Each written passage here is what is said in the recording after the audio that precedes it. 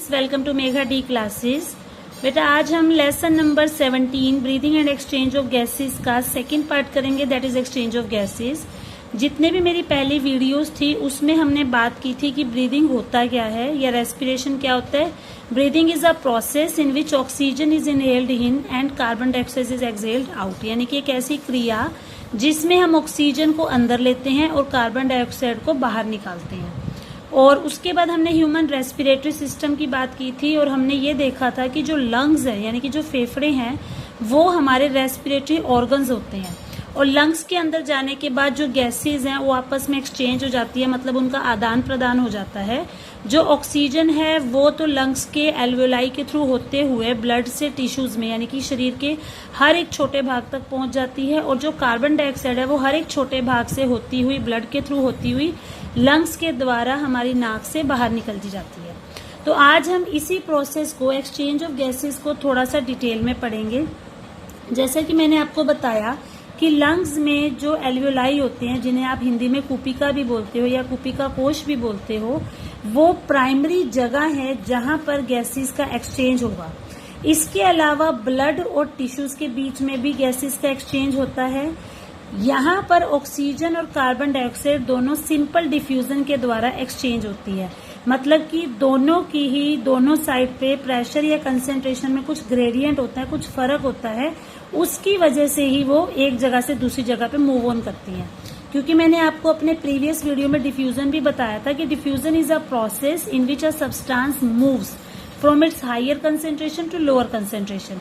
कि अगर आपके पास एक ही पदार्थ है और उस पदार्थ को आपने दो जगह रखा हुआ है, अगर एक जगह पे उसकी कंसेंट्रेशन यानी कि उसकी मात्रा ज्यादा है और दूसरी जगह अगर उसकी कंसेंट्रेशन कम है तो वो हमेशा ज्यादा वाली कंसेंट्रेशन से कम कंसेंट्रेशन की तरफ मूव करता है। इसे हम बोलते हैं डिफ्यूजन। तो यहाँ पर गैसेस के एक्सचेंज में भी डिफ्यूजन का प्रोसेस ही कामयाब होता है। इसके अलावा और भी बहुत सारे फैक्टर्स हैं जो इस बात को डिसाइड करेंगे कि जो डिफ्यूजन है वो कितनी जल्दी होगी, मतलब डिफ्यूजन की स्पीड क्या होगी। तो इसमें एक फैक्टर तो ये आता है कि गैसेस की सॉल्युबिलिटी कैसी है, मतलब वो गैस कितनी जल्दी घुल रही है। दूसरा वो इस बात पे डिपेंड करता है कि जो मेम्ब्रेन है जिनके द्वारा उसको क्रॉस करके जाना है, उन मेम्ब्रेन्स की थिकनेस यानी कि मोटाई कितनी है। तो ये भी चीजें यहाँ पे जरूरी होती हैं। तो यहाँ पर आपको जो एक बात याद रखनी है, आपने हो सकता है केमिस्ट्री में भी पढ़ा हो कि पार्शियल प्रेशर, मतलब यहाँ पर जब हम गैसेस के प्रेशर को कैलकुलेट करते हैं तो वहां पर हम उसे पार्शियल प्रेशर बोलते हैं। जब आपके पास गैसेस का एक मिक्सचर हो, मतलब बहुत सारी गैसेस मिलकर एक मिक्सचर बनाती हैं, उस मिक्सचर में एक गैस का यानी कि एक सिंगल गैस ने जो प्रेशर दिया उस प्रेशर को हम पार्शियल प्रेशर बोलते हैं, जिसको आप स्मॉल पी से रिप्रेजेंट करते हो। तो अगर आप PO2 लिख रहे हो तो यानी कि आप ऑक्सीजन के पार्शियल प्रेशर को लिख रहे हो, और अगर आप PCO2 लिखते हो तो यानी कि आप कार्बन डाइऑक्साइड के पार्शियल प्रेशर को लिख रहे हो। तो यहाँ पर आप देख सकते हो कि एक टेबल दिखाया हुआ है और इस टेबल के अंदर ये बताया हुआ है कि ऑक्सीजन और CO2 की हमारे शरीर में और एटमॉस्फेयर में यानी कि अलग अलग जगह पे कितना कितना उसका पार्शियल प्रेशर है। पार्शियल प्रेशर का जो यूनिट है मेजरमेंट का वो है मिलीमीटर मरकरी। तो सबसे पहले आप देख सकते हो एटमॉस्फेयर। एटमॉस्फेयर की अगर हम बात करें तो एटमॉस्फेयर में ऑक्सीजन का प्रेशर ज्यादा है। ऑक्सीजन का प्रेशर है लगभग 159 और कार्बन डाइऑक्साइड का प्रेशर है लगभग 0.3। इसी तरीके से जब हम एल्वेलाई में आ जाते हैं, लंग्स के पार्ट के अंदर आ जाते हैं, तो वहां भी ऑक्सीजन का प्रेशर ज्यादा है और कार्बन डाइऑक्साइड का प्रेशर कम है। अगर ब्लड डीऑक्सीजनेटेड है यानी कि ब्लड के अंदर अभी तक ऑक्सीजन नहीं जुड़ी तो ऑटोमेटिकली ऑक्सीजन कम हो जाएगी, तो इसलिए उसका पार्शियल प्रेशर भी कम हो जाएगा। बट CO2 जो है उसका पार्शियल प्रेशर जो है वो ज्यादा आएगा। और जब आपका ब्लड ऑक्सीजनेटेड हो जाता है यानी कि उसमें ऑक्सीजन जुड़ जाती है तो ऑक्सीजन का पार्शियल प्रेशर बढ़ जाएगा और कार्बन डाइऑक्साइड का पार्शियल प्रेशर घट जाएगा। इसी तरीके से टिश्यूज में भी अगर हम बात करें तो टिश्यूज में ऑक्सीजन का पार्शियल प्रेशर कम है और कार्बन डाइऑक्साइड का पार्शियल प्रेशर ज्यादा है। तो सारी वैल्यूज को आपको क्रैम करने की जरूरत नहीं है। अभी जैसे मैं आपको टॉपिक समझाऊंगी तो आपको क्लियर हो जाएगा कि हम ये वैल्यूज क्यों लेकर चल रहे हैं। यहाँ पर एक सिंपल सा आपको डायग्राम के द्वारा ये बता दिया है कि कौन सी गैस कहाँ से कहाँ मूव ऑन कर रही है। तो जैसे मान लो ये हमारा एल्वेलाई है यानी कि लंग्स के अंदर का पार्ट है। तो लंग्स के अंदर जो एल्वेलाई है, जो मैं आपको थोड़ा सा रिवाइज कराऊं, जब हम लंग्स का डायग्राम बनाते थे तो हमने देखा था कि ट्रैकिया को आपने 2 पार्ट में डिवाइड किया, उसके बाद ब्रोंकाई बने, ब्रोंकाई में से ब्रांचेस निकली, तो उन ब्रोंक्यूल्स के एंड में हम ऐसे बैलून लाइक स्ट्रक्चर बनाते थे, उन्हें हम बोलते थे एल्वियोलाई।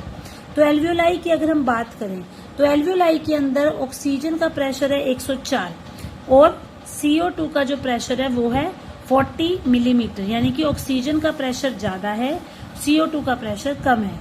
अब क्योंकि ऑक्सीजन का प्रेशर ज्यादा है, तो अभी मैंने आपको डिफ्यूजन में बताया कि डिफ्यूजन का मतलब होता है जब कोई चीज अपनी हाई से लो कंसेंट्रेशन की तरफ मूव करती है। तो क्या होगा, अब ये जो ऑक्सीजन है क्योंकि इसका प्रेशर ज्यादा है तो ये यहाँ से उस जगह पे जाने की कोशिश करेगी जहां पर इसका प्रेशर कम है। तो पल्मोनरी वेन के थ्रू होती हुई ये जाएगी हार्ट में, फिर हार्ट से ये सिस्टमेटिक आर्टरीज के थ्रू होती हुई आएगी और वहां पर इसका जो प्रेशर ऑक्सीजन का वो 95 रह जाएगा और कार्बन डाइऑक्साइड का प्रेशर अभी भी 40 है, और वहां से होती हुई ये आएगी हमारे टिश्यूज में। तो टिश्यूज में जैसा कि अभी आप देख सकते हो, मैंने आपको बताया था ऑक्सीजन का प्रेशर कम है, कार्बन डाइऑक्साइड का प्रेशर ज्यादा है। तो इट मीन्स एल्वियोलाई से होती हुई जो आपकी ऑक्सीजन है वो पहुंच गई टिश्यूज पे, यानी कि अपनी हाई कंसेंट्रेशन से लो कंसेंट्रेशन की तरफ मूव ऑन कर जाएगी। तो यहां तक आते आते आप देखोगे कि ऑक्सीजन का ट्रांसपोर्ट हुआ है। अब बात आती है कि ऑक्सीजन का ट्रांसपोर्ट खत्म हो गया, अब बात होगी CO2 की।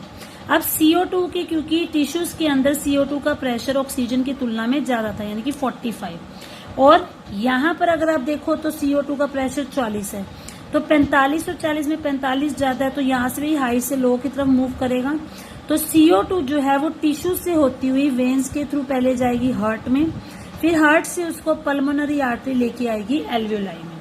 तो आप ये कह सकते हो कि जो ऑक्सीजन है वो तो एल्वियोलाई से जाती है टिश्यू में, क्योंकि एल्वियोलाई में उसका प्रेशर ज्यादा था, टिश्यू में उसका प्रेशर कम था। लेकिन जो कार्बन डाइऑक्साइड है वो जाती है टिश्यू से एल्वियोलाई में, क्योंकि टिश्यू में उसका प्रेशर ज्यादा था और एल्वियोलाई में उसका प्रेशर कम था। तो मेन बात बच्चों जो आपको याद रखनी है वो ये है कि जब हम डिफ्यूजन की बात करते हैं तो डिफ्यूजन हमेशा हाई से लो कंसेंट्रेशन की तरफ ही होती है। ठीक है, तो इसलिए चाहे वो टिश्यू से ब्लड की तरफ जा रही है, ब्लड से एल्वियोलाई, वो डिपेंड करता है कि दोनों के प्रेशर में कितना डिफरेंस है। इसके अलावा मैंने अभी आपको बताया था कि दूसरी जो चीज है जिस पर डिफ्यूजन डिपेंड करता है वो है गैसेस की सोल्युबिलिटी, यानी कि कौन सी गैस ज्यादा अच्छे से घुल पाती है। तो अगर हम CO2 और ऑक्सीजन को कंपेयर करें तो कार्बन डाइऑक्साइड की सोल्युबिलिटी ऑक्सीजन की सोल्युबिलिटी से 20 से 25 गुना तक ज्यादा होती है। इसका मतलब जितना समय ऑक्सीजन को डिफ्यूज होने में लग रहा है, कार्बन डाइऑक्साइड की उसकी तुलना में कम समय लगेगा। तो इस वजह से कार्बन डाइऑक्साइड का जो अमाउंट पर यूनिट डिफरेंस, यानी कि अगर मान लो आपने दोनों को बराबर दिया तो उतने ही समय में CO2 जो है वो ज्यादा अमाउंट जो है उसका डिफ्यूज होगा और ऑक्सीजन का कम अमाउंट डिफ्यूज होगा, क्योंकि CO2 की सोल्युबिलिटी ज्यादा, तो वो जल्दी से घुल जाएगी और जल्दी से ट्रांसपोर्ट भी हो जाती है। उसके बाद तीसरी चीज आती है कि जिस मेम्ब्रेन के थ्रू डिफ्यूजन हो रहा है, यानी कि जिस परत के द्वारा डिफ्यूजन हो रहा है वो परत कैसे बनी हुई है। तो डिफ्यूजन मेम्ब्रेन जो है 3 लेयर से मिलकर बनी होती है, जैसा कि आप यहाँ पिक्चर में भी देख सकते हो। इसमें एक होती है स्क्वेमस एपिथेलियम, हमने टिश्यूज वाले चैप्टर में पढ़ा था कि एपिथेलियल टिश्यू के डिफरेंट टाइप्स है। तो स्क्वेमस एपिथेलियम, इसके अलावा एक होता है इसमें एंडोथेलियम और एक होता है इसमें बेसमेंट सब्सटेंस है, बेसमेंट मेम्ब्रेन। आपको बस ये याद रखना है कि 3 लेयर्स हैं। स्क्वेमस एपिथेलियम जो यहाँ पे ग्रीन कलर से रिप्रेजेंट हुई है, उसके बाद जो ये वाली लेयर है दैट इज एंडोथेलियम, और उसके बाद जो है आप कह सकते हो कि यहाँ पर एक बेसमेंट मेम्ब्रेन जिसको येलो से रिप्रेजेंट किया हुआ है। तो ये 3 लेयर्स हैं जो मिलकर डिफ्यूजन मेम्ब्रेन बनाती हैं और इसकी टोटल थिकनेस मिलीमीटर से भी कम होती है। तो आप नॉर्मल आप एक चीज देखो कि अगर कोई चीज पतली है तो उसमें से जो है जल्दी से सब्सटेंस क्रॉस कर जाएंगे, लेकिन अगर कोई चीज मोटी है उसमें से सब्सटेंस क्रॉस होने में टाइम लगाएंगे। तो मेम्ब्रेन की थिकनेस भी इस चीज को अफेक्ट करती है कि डिफ्यूजन कितना फास्ट या कितना स्लो होगा। तो जितने भी फैक्टर्स हमने यहाँ पे देखे, ये सारे फैक्टर्स जो है इसी चीज के लिए रिस्पॉन्सिबल हैं कि ऑक्सीजन का डिफ्यूजन हमेशा एल्वियोलाई से टिश्यूज की तरफ होता है। मतलब ऑक्सीजन हमेशा लंग्स से होती हुई टिश्यूज तक जाती है, क्योंकि एल्वियोलाई में प्रेशर भी ज्यादा था और टिश्यूज में प्रेशर कम था। और जो कार्बन डाइऑक्साइड है वो टिश्यू से एल्वियोलाई पे जाती है, क्योंकि उसके केस में उल्टा था, टिश्यूज में कार्बन डाइऑक्साइड की कंसेंट्रेशन ज्यादा थी और एल्वियोलाई में कार्बन डाइऑक्साइड की कंसेंट्रेशन कम है। तो ये बच्चों हमने पढ़ा एक्सचेंज ऑफ गैसेस। इसके बाद के जो टॉपिक्स हैं वो हम नेक्स्ट वीडियो में डिस्कस करेंगे।